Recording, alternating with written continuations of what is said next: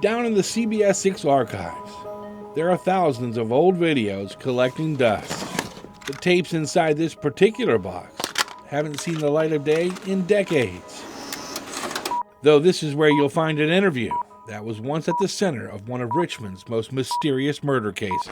People just don't disappear every day, especially a 17-year-old. Everybody's heard about it, all my friends. We have detectives that have been dispatched to other cities. 20 years ago this month, the disappearance of Taylor Behl was making headlines across the Commonwealth. Whoever has her, just let her walk away. Just let her go. And the country. Did she have to go to the car to meet up with them?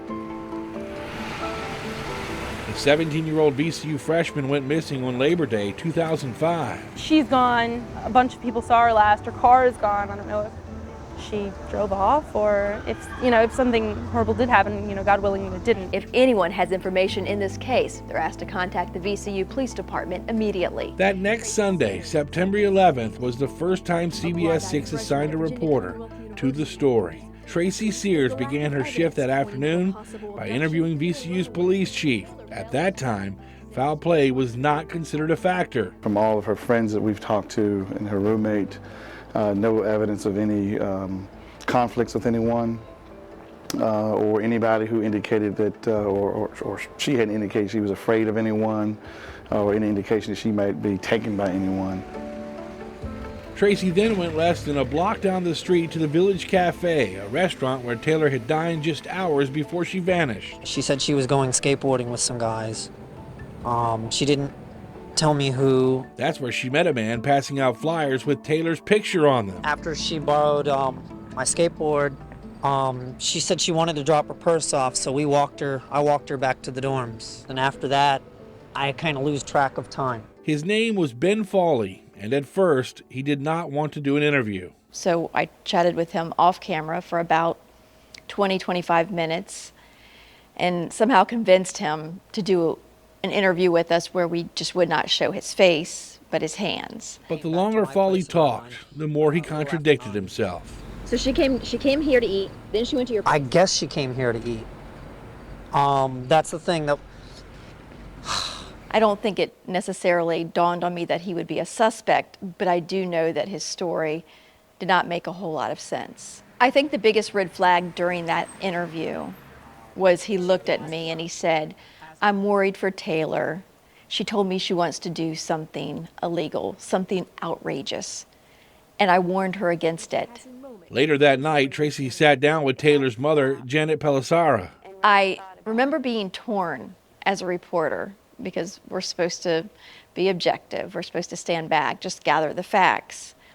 But I do remember a part of me looking at a young mother sitting across from me and just the fear in her eyes and thinking, I have to say something to her.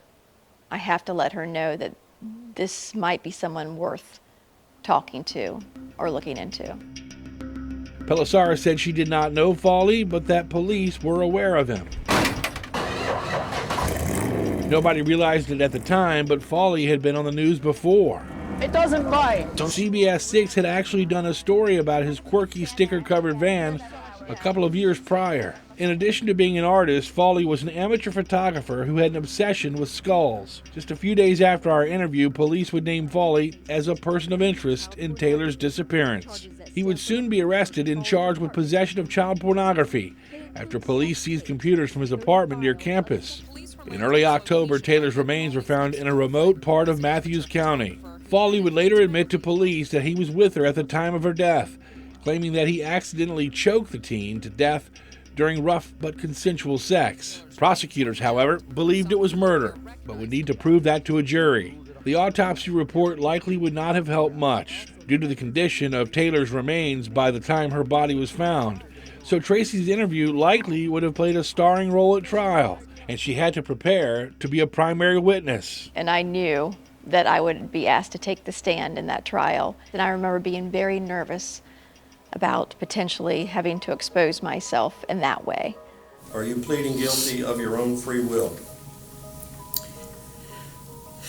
Yes. The trial never ended up taking place, as Fawley would agree to a plea deal in August of 2006. No one will really know the motive behind this and the reason a young girl had to lose her life. And while the killer was sent away 2 decades later, this reporter's memories still linger near. But I do find myself more, especially as I've gotten older, thinking about these cases and thinking about some of the people I've talked to and some of the heartbreaking parents that I've had to interview. And it just sort of lives there forever. And it's in the back of your mind, but it keeps you up at night. And it's a lot to reflect on.